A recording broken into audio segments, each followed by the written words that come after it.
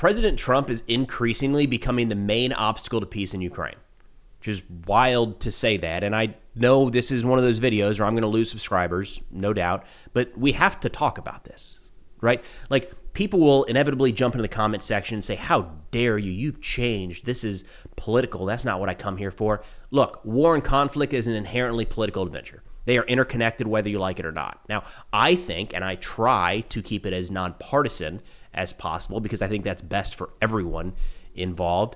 But to completely exclude the political aspect of war and conflict is missing out on really the main understanding of what's actually happening. And we do talk politics when we look at other governments, right? We look at the politics of Ukraine. We look at the politics of Russia, the decisions being made by Putin, Zelensky, Starmer, Macron, and others around the world. We're going to do the same thing here. And the issue right now is President Trump is saying things that do not line up with reality on the ground. And it's not me saying that. He's starting to get pushback and has for a while from people inside his own party. And we've got a great clip here of Ben Shapiro kind of laying that out, explaining, like, we can see this. Why does the president not see this or insist that he doesn't see this? In fact, in a recent interview with Bret Baier, he went so far as to explain that Russia probably could have taken Ukraine in 5 hours, which raises the question of, does he understand really the core dynamics of this conflict? Because this is so detached from reality. Let's give that a listen. Don't forget, this was supposed to end in 1 week. And if he didn't get stuck in the mud with his army tanks all over the place, they would have been in Kiev in about 5 hours. I mean, I haven't even heard the most pro-Russian nationalist sources talk about taking Kyiv in 5 hours. That was never on the table. So if the argument inevitably will turn to, well, he just uses hyperbole and he exaggerates things. Like, we're trying to end the largest conflict in Europe since World War II. And he talks in this clip about wanting to stop the killing of so many young men on both sides of the war. So why exaggerate? Why make things up? What purpose does that serve anyone at all? Honestly, it just raises the question of, does he still not really understand at all what is happening in this conflict? There's no rational explanation to make things up like that. But I do want to start today's video with a clip from Ben Shapiro, so a commentator on the right side of American politics here, who traditionally has been more pro-Ukraine than pro-Russian. Unfortunately, we do have a bit of a pro-Russian branch within a certain subset of the American political system right now. It's not as large as most people would make it out to be, but there is a segment there. Shapiro has definitely been more pro-Ukraine, but he kind of calls it as he sees it right here. And I think this is incredibly valuable to say, we all see what is happening. Why is the president pretending like something else entirely is going on? Here we go. Zelensky, who earlier had wanted a truce, a 30-day ceasefire as a condition of the talks, responded immediately. So again, Zelensky is doing the stuff that Trump wants him to do. Let's be clear. Who is doing what Trump wants him to do when it comes to Putin Zelensky? The answer is Vladimir Zelensky is doing the stuff Trump wants him to do. There's no other way to read this. Trump is calling for things and Zelensky is doing them. Trump wants a rare earths minerals deal. Zelensky says, sure. President Trump wants a ceasefire, a 30-day ceasefire. Zelensky says, sure. President Trump wants the 30-day ceasefire out the window so they can negotiate. Zelensky says, sure. And every step of the way, Putin is delaying. Because Putin is basically gambling that at a certain point, President Trump gets bored and walks away. And that was the focus of yesterday's video, talking about the outcome and kind of the ridiculous demands that Russia laid on the table for ending the war. They essentially said the big one that's completely out of the question is they asked Ukraine to evacuate their military and civilians from about 30% of 4 territories in the east that Russia doesn't yet occupy. And the only way to really interpret that, other than saying, my God, are they delusional, is that they have no real intention of a near-term peace deal at all. They're dragging their feet with the hopes that the United States and Europe grows tired of this conflict and just walks away entirely, at which point Russia will have quite a few advantages over Ukraine. And whether the war takes another year, 3, or 5, that's a better situation for Russia to segment the alliance. Now, I want to shift over to the response here, the answers from President Trump, because they just don't line up with the reality. And he's pushed, I think, in a good manner by Bret Baier here, a commentator from Fox News, again, a right-leaning outlet here in the United States, where he says, Putin isn't at the table. Isn't he the obstacle to peace right now? Like, we can see this. Putin is the problem, right? Well, maybe not, according to President Trump. Here we go. Do you think your perception of it has changed? Is Putin now the obstacle to peace in your mind? Look, I had a real rough session with Zelensky because I didn't like what he said. And he was not making it easy. And I always said he doesn't have the cards. And he doesn't have the cards. And, I'm being honest. He doesn't have the cards. You're dealing with a massive army, and you're dealing with somebody that's brave, that had great equipment. So I think the term gaslighting maybe is overused, and I'm not even sure if I'm using it correctly here, but it feels like that, right? We're seeing all of these scenarios where Ukraine is saying, we would like to find some way to end this conflict. How about a ceasefire? No. How about a short-term ceasefire? No. How about a Black Sea ceasefire? Like, they are throwing options out left and right, and you can argue whether or not that they actually would have pursued those and all of it. I think they would have. But when you look at all of this and step back, you are getting offers to stop the war and to talk and to meet and to find middle ground from Ukraine. We're getting none of that from Russia. And it should be abundantly clear to anybody following this conflict. Now, for a long time, the opening of Trump's administration, there was some concern, like, well, we haven't been talking with Russia, so who knows? Maybe they've changed their stance. And look, I don't think that was really a viable consideration, but I have to appreciate the fact that they wanted to try something new. If we've effectively cut off all communications with Russia, how do we know that they're not open to some sort of ceasefire to bring about an end to this conflict? And they pursued that. But now here we are. We've had time and time and time again for Russia to stand up and say, yeah, we're with you, President Trump. We're ready to find some way to end the killing, to end the fighting. Let's negotiate an end to this conflict. They're not doing it. The idea that President Trump can still today look at this scenario and say, well, it's not Russia. Zelensky, I've got a real problem with that Zelensky guy. It just, again, it doesn't match reality on the ground, no matter how you're looking at it. Bear continues to push here, and he says, why is Putin not coming to the table at all? And I like this. He kind of drilled in on this question that, again, we're all seeing it play out. And the president seems to be, intentionally or not, portraying a different reality. So I like that Brett Baer pushed harder on this. It's important. If you're talking about an end to the conflict, it's important to kind of level set. Here we go. On the substance, what do you think's going through Putin's mind? You said get to the table. You said stop bombing. He hasn't stopped bombing. He's not at the table. And what do you think is happening? Well, he is at the table, and he wanted this meeting. And I always felt there can't be a meeting without me, because I don't think a deal is going to get through. There's a lot of hatred on both sides.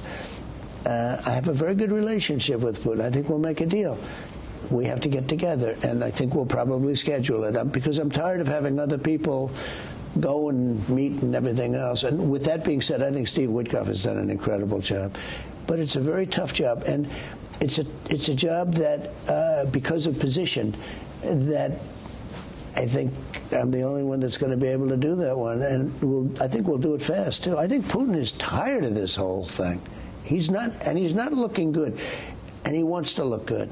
So this is, and we've got a long clip coming here in a second, because I want to give as much context as possible to just show you how much the president is weaving and ducking and dodging and not answering some of these questions, not addressing what should be just kind of the common sense approaches. Like, regardless of the policy direction, whether you think it's the right or the wrong direction, to just constantly evade is concerning.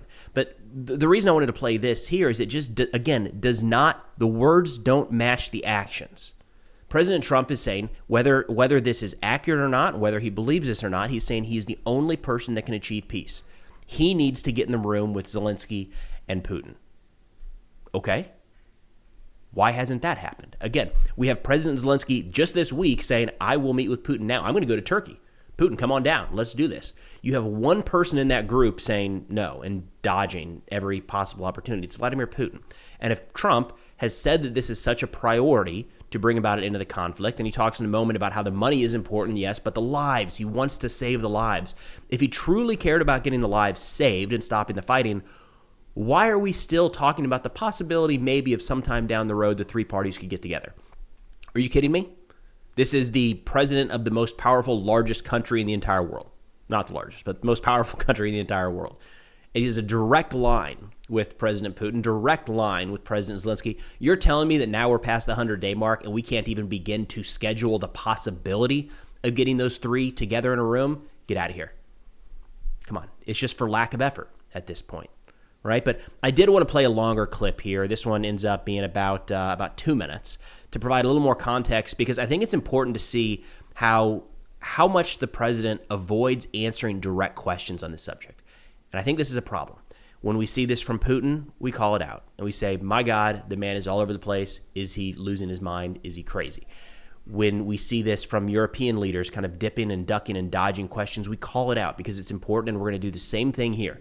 The president does everything in his power to not answer the question at hand and to blame everyone but himself. But for a 2-minute clip, let's go ahead and play it. I haven't seen you get personal. On Truth Social, you said, Vladimir, stop. He hasn't stopped. And you had once said that maybe you need to look at other things like sanctions or banking. Okay, so because maybe they need to be pressured in a different way. And I'll be doing that if do you think that it's I don't want to see 5,000 people. You know, outside of the money, which is a big deal, but the money is the money. The money we can make up. I can make up the money on one trip like this. Okay, I mean, think of it. This trip, I made 12 times the money that we're talking about. I made that money in a few days. I've always been good with money. It's not about the money. It's about pressuring Putin, right? I mean, no. But I've always been good with money. I make money. I made in 4 days. I made 12 times what we spent in Ukraine. So the money is the money.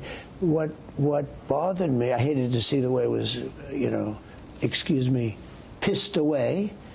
I hated to see the checks were sent for $60 billion. Every time Zelensky, I think he's the greatest salesman in the world, far better than me.